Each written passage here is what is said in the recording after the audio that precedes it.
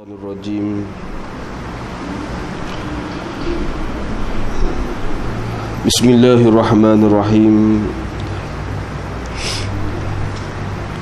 Assalamualaikum warahmatullahi ta'ala wabarakatuh.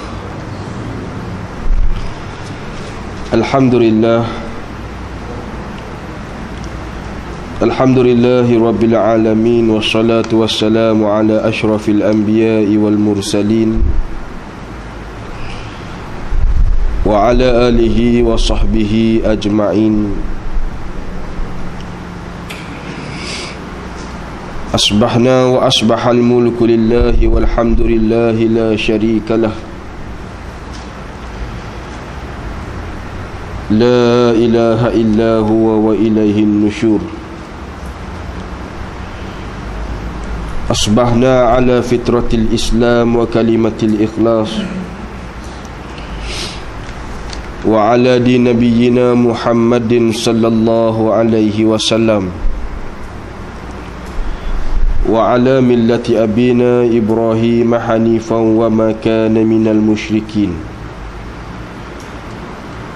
Radina billahi rabba wa bil islami dina wa bi Muhammadin sallallahu alaihi wasallam nabiyyan wa rasula. Laqad qala Allah subhanahu wa ta'ala fi kitabihil aziz ba'da an a'udzu billahi minasy syaithanir rajim. Nahnu naqussu 'alaika naba'ahum bil haqq innahum fityatun amanu bi rabbihim wa zidnahum huda. Shadaqallahul azim. Allah subhanahu wa ta'ala berfirman dalam surah Al-Kahfi ayat yang ke-13. Maksud firman Allah subhanahu wa ta'ala, kami ceritakan kepada kamu wahai Muhammad kisah mereka dengan sebenar-benarnya, iaitulah sesungguhnya mereka adalah di kalangan pemuda-pemuda yang beriman kepada Tuhan mereka dan kami tambahkan petunjuk kepada mereka. Tuan-tuan dan puan-puan, muslimin dan muslimat, hadirin dan hadirat, mudah-mudahan kita sama-sama diberkati dan dirahmati oleh Allah subhanahu wa ta'ala. Pertama dan buat selamanya, marilah sama-sama kita merafakkan, mengucapkan setinggi-tinggi rasa syukur kita kepada Allah subhanahu wa ta'ala, kerana alhamdulillah di atas taufik dan hidayah daripada Allah dapat sama-sama kita menunaikan kewajipan kita kepada Allah subhanahu wa ta'ala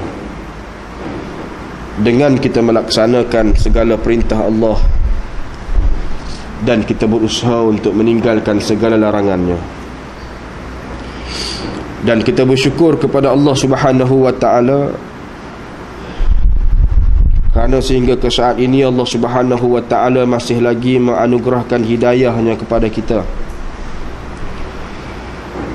dalam menjadikan kita di kalangan manusia yang memahami dan mengetahui keutamaan kita sebagai hamba kepada Allah. Ini dilihat kerana rata-rata di kalangan umat Islam pada hari ini silap dalam memberi perhitungan untuk meletakkan keutamaan di antara pertembungan antara hak Allah subhanahu wa ta'ala dengan hajat dan kehendak individu manusia yang mengaku beriman kepada Allah, akan tetapi mereka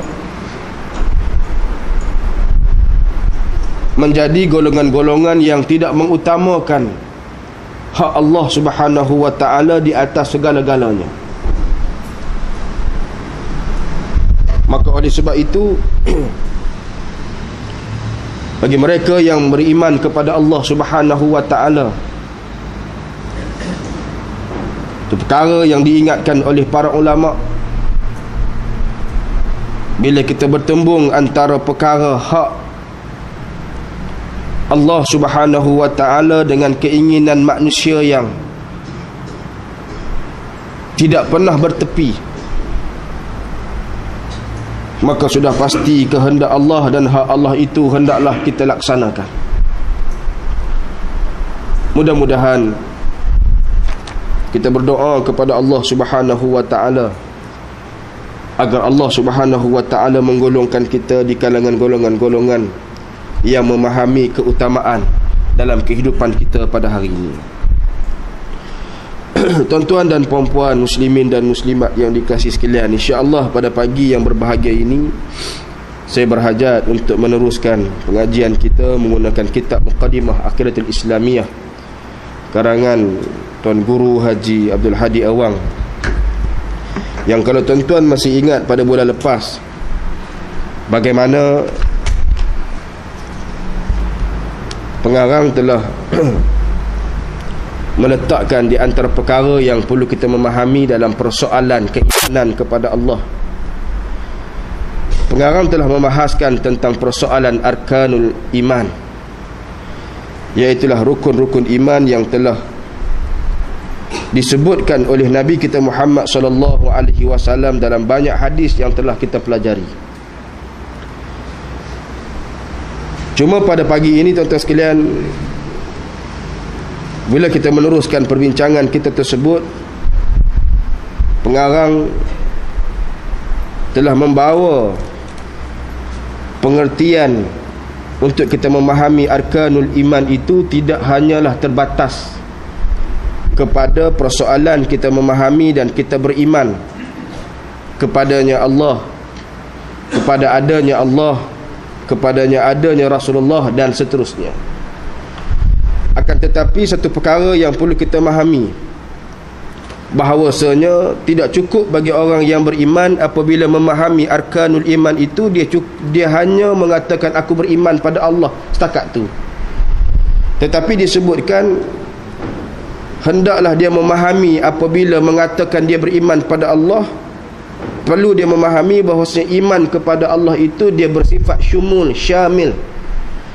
Apabila dia mengatakan dia beriman kepada Allah, tidak cukup hanya kata dia beriman kepada Allah, akan tapi dia perlu beriman juga kepada sifat-sifat Allah, beriman pada wujudnya Allah, beriman kepada asma Allah.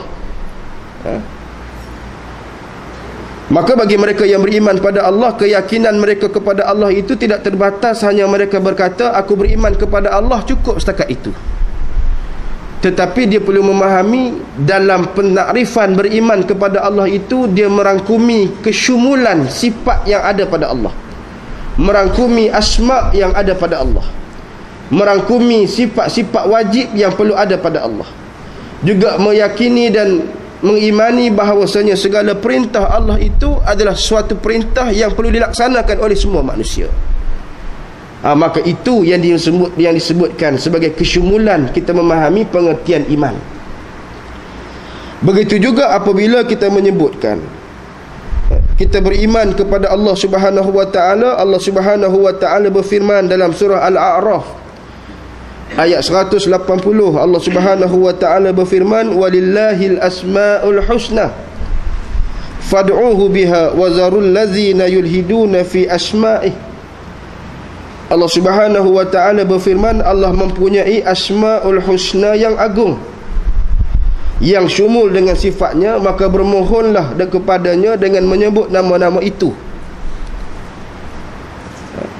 Maka bagaimana Allah Subhanahu wa ta'ala memberitahu kepada kita antara yang ada pada Allah itu ialah asma'ul husna, nama-nama dia yang agung, yang apabila kita membicarakan tentang rukun iman yang pertama, beriman kepada Allah, kita juga kena memahami bahawasanya keimanan kita pada Allah itu tidak boleh terbatas hanya kita hanya sebut beriman pada Allah, akan tetapi hendaklah melangkaui persoalan-persoalan yang disebutkan oleh pengarang, iaitulah berkaitan dengan apa yang ada pada Allah, wujudnya Allah, sifat-sifat Allah, nama-nama Allah, perintah Allah dalam Quran, larangan Allah dalam Al-Quran. Kesemua itu memberi pengertian kepada kita beriman kepada Allah Subhanahu wa ta'ala.